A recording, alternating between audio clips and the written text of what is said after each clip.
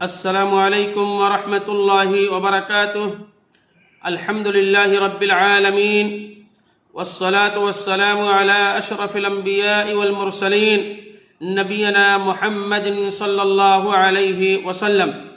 محترم سامعین و ناظرین کرام اور اسلامی بھائیوں، آج انشاءاللہ ہم آپ کو جو بتلائیں گے اللہ سے خوف اور امید بیک وقت رکھنے کا ثواب۔ ایک انسان اللہ رب العالمین سے ڈرتا بھی ہے اور امید بھی لگاتا ہے، اس پر کتنا ثواب ہے۔ ایمان خوف اور امید کے درمیان ہے، یعنی اللہ تعالیٰ کے عذاب و عقاب سے ڈرا جائے اور اس کی جنت کا طمع رکھا جائے۔ مومن کتنے ہی نیک اعمال کرتا ہو لیکن ہر وقت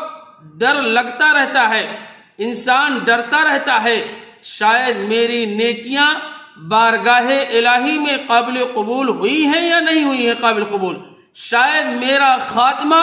برا ہو جائے۔ ابو عثمان رحمہ اللہ کہتے ہیں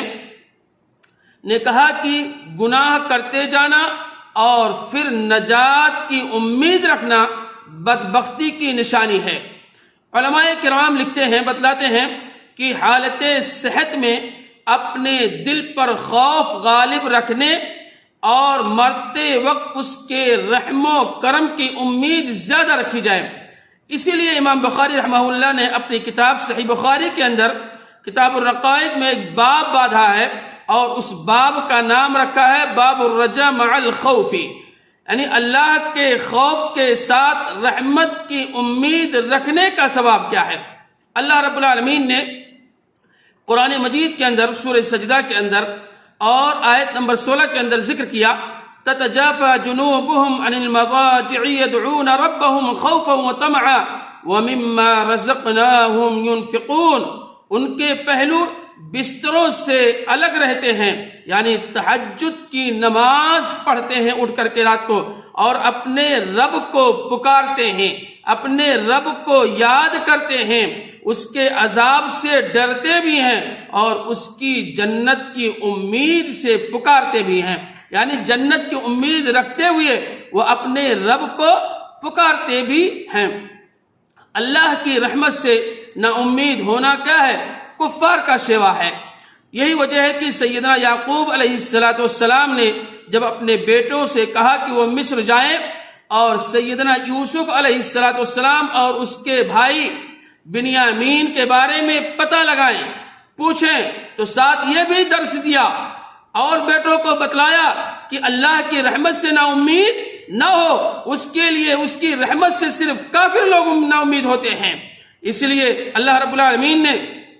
قرآن مجید کے اندر سورہ یوسف کے اندر آیت نمبر 87 کے اندر اس کا نقشہ یوں کھینچا ہے، یا بنی اذهبوا فتحسسوا من یوسف واخیہ ولا تیأسوا من روح اللہ انه لا ییأس من روح اللہ الا القوم الکافرون۔ اے میرے بیٹو، تم جاؤ یوسف علیہ السلام کی اور اس کے بھائی کی پوری طرح تلاش کرو اور اللہ کی رحمت سے نا امید نہ ہونا۔ یقیناً رب کی رحمت سے نا امید صرف کون لوگ ہوتے ہیں؟ کافر لوگ ہوتے ہیں، جو لوگ شرک، قتل اور رسول ہاشمی محمد عربی صلی اللہ علیہ وسلم کی ایذا رسانی جیسے گناہوں کے مرتکب ہو چکے ہیں اور اسلام کا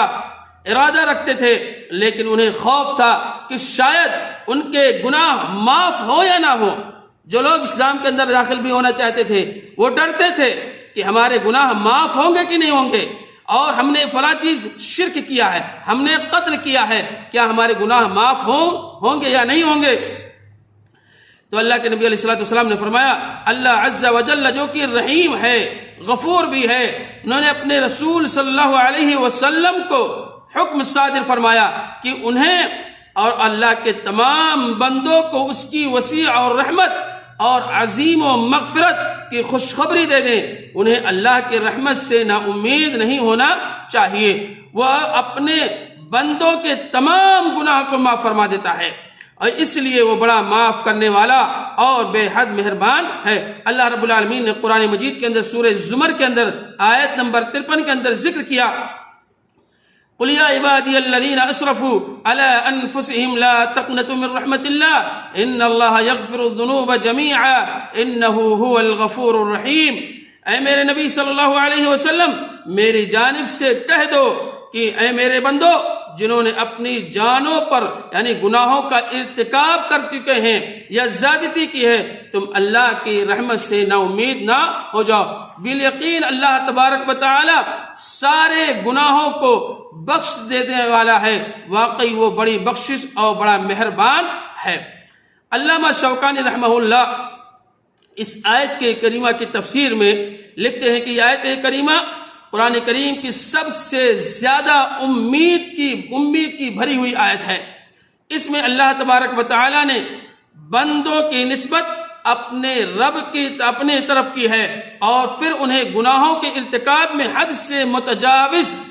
ہونے کی صورت میں اپنی رحمت سے نا امید ہونے سے منع فرمایا ہے، اور یہ کہہ کر مزید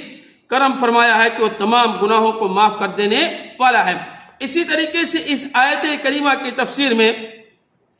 حافظ ابن کثیر رحمہ اللہ لکھتے ہیں کہ یہ آیت کریمہ کافر اور مومن تمام گنہگاروں کو توبہ کی دعوت دیتی ہے اور خبر دیتی ہے کہ اللہ تبارک و تعالی توبہ کرنے والوں کے تمام گناہ معاف کر دیتا ہے، چاہے وہ سمندر کے جھاگ کے برابر ہی کیوں نہ ہو۔ اسی طریقے سے سیدنا انس بن مالک رضی اللہ تعالی فرماتے ہیں کہ میں نے رسول مکرم صلی اللہ علیہ وسلم سے سنا، آپ فرما رہے تھے، کیا فرما رہے تھے کہ اللہ تبارک و تعالی فرماتا ہے، اے انسان، جب تک تو مجھے پکارتا رہے گا اور میں اچھی امید اور مجھ سے اچھی امید رکھے گا، میں تجھے بخشتا رہوں گا، اور چاہے تیرے عمل کیسے ہی کیوں نہ ہو، اور میں اس پر کوئی پرواہ نہیں کروں گا۔ اے آدم کے بیٹے، اگر تیرے گناہ آسمان کی بلندیوں تک پہنچ جائیں اور پھر تو مجھ سے بخشش طلب کرے کہ اللہ تبارک تعالیٰ تو مجھے معاف فرما دے، تو میں تجھے بخش دوں گا اور اس پر کوئی پرواہ نہیں کروں گا۔ اے آدم کے بیٹے، اگر تو میرے پاس زمین بھر کر کے گناہ لے کر کے آ اور تو مجھے اس حال میں ملے کہ تم میرے ساتھ کسی کو شریک نہیں ٹھہرایا ہے، تو میں تیرے پاس زمین بھر بخشش لے کر کے آؤں گا۔ گویا کہ اس حدیث کے اندر جو بتلایا گیا ہے کہ اللہ رب العالمین کے ساتھ شرک نہیں کرے گا انسان، تو اللہ رب العالمین اس کے گناہوں کو معاف فرما دے گا، گرچہ وہ سمندر کے برابر ہی کیوں نہ ہو، جھاگ کے برابر کیوں نہ ہو۔ اور اسی طریقے سے اللہ کے ساتھ حسن ظن رکھو، اس کی رحمت و بخشش پر امید رکھو۔ سیدنا جابر رضی اللہ تعالیٰ فرماتے ہیں کہ اللہ کے نبی علیہ السلام کو فرماتے ہوئے سنا فرما رہے تھے کہ میں نے آقائے نامدار جناب محمد رسول اللہ صلی اللہ علیہ وسلم کی وفات سے 3 دن قبل آپ کو فرماتے ہوئے سنا فرما رہے تھے، کیا چیز؟ تم میں سے کسی شخص کو موت نہ آئے مگر اس حال میں کہ وہ اللہ عز و جل کے ساتھ اچھا گمان رکھتا ہو۔ اور اسی طریقے سے اللہ رب العالمین نے قرآن مجید کے اندر سورہ آل عمران کے اندر آیت نمبر 102 کے اندر ذکر کیا، وَلَا تَمُوتُنَّ إِلَّا وَأَنْتُمْ مُسْلِمُونَ، تم موت نہ آئے، تمہیں موت نہ آئے مگر اس حال میں کہ تم مسلمان ہو۔ مسلمان کی حالت میں اگر موت ہوتی ہے تو فَبِهَا وَنِعْمَةً، انسان دنیا کے اندر بھی کامیاب اور آخرت کے اندر بھی کامیاب اور کامران ہے۔ اسی طریقے سے حضرت ابو ہریرہ رضی اللہ تعالیٰ فرماتے ہیں اللہ کے نبی علیہ السلام نے فرمایا، اگر مومن کو اس کی سزا اور عذاب کا علم ہو جائے جو اللہ کے ہاں ہے، نافرمانوں کے لیے ہے، تو اس کی جنت کی کوئی امید نہیں کرے گا، اور اگر کافر کو اللہ کی رحمت جان لے جو اللہ کے پاس ہے تو اس کی جنت سے کوئی بھی نا امید نہیں ہوگا۔ اسی طریقے سے ایک دوسری روایت آتی ہے، سیدنا ابو ہریرہ فرماتے ہیں کہ میں نے رسول اللہ صلی اللہ علیہ وسلم کو فرماتے ہوئے سنا فرما رہے تھے کہ اگر کافر کو معلوم ہو جائے کہ اللہ تعالیٰ کی رحمت کس قدر وسیع ہے تو وہ جنت سے کبھی مایوس نہیں ہوں گے، اور اگر مومن کو معلوم ہو جائے کہ اللہ تبارک و تعالیٰ کے یہاں کیا کیا عذاب ہیں تو وہ کبھی جہنم سے بے خوف نہیں ہوں گے۔ اسی طریقے سے اللہ کے نبی علیہ الصلوۃ والسلام نے فرمایا لا یلج النار رجل بکى من خشیۃ اللہ حتی یعود اللبن فی الضرع، وہ شخص جہنم کی آگ میں نہیں داخل ہوگا جو اللہ کے ڈر سے رویا، اللہ کا ڈر، اللہ کا خوف، اس کی آنکھیں اشکبار ہو گئی، رویا، گڑ گڑایا، اور وہ جہنم کے اندر داخل نہیں ہوگا یہاں تک کہ دودھ دوبارہ تھنوں میں نہیں لوٹے گا۔ جس طریقے سے گائے یا بھینس یا اونٹ کے تھن سے دودھ کو نکال لیا جاتا ہے اور نکالنے کے بعد اس تھن کے اندر اس دودھ کو واپس نہیں کیا جا سکتا ہے، اسی طریقے سے بعین ہی جس کی آنکھیں اشکبار ہوئی ہیں اللہ کے ڈر کی وجہ سے، اللہ کے خوف کی وجہ سے رویا ہے، گڑ گڑایا ہے، تو وہ شخص جہنم کے اندر داخل نہیں ہوگا، بشرط ہے کہ کسی بھی چیز کے اندر اخلاص کا ہونا پایا جانا کیا ہے، ضروری ہے۔ اسی طریقے سے حضرت انس رضی اللہ تعالیٰ فرماتے ہیں کہ نبی کریم صلی اللہ علیہ وسلم نے ایک قریب المرگ نوجوان کے پاس تشریف لے گئے، یعنی مرض الموت کے وقت ایک نوجوان آدمی تھا، اس کے پاس لے کر کے گئے، آپ صلی اللہ علیہ وسلم گئے اور پوچھا تم کیا محسوس کرتے ہو؟ اس نے عرض کیا یا رسول اللہ صلی اللہ علیہ وسلم، اللہ کی قسم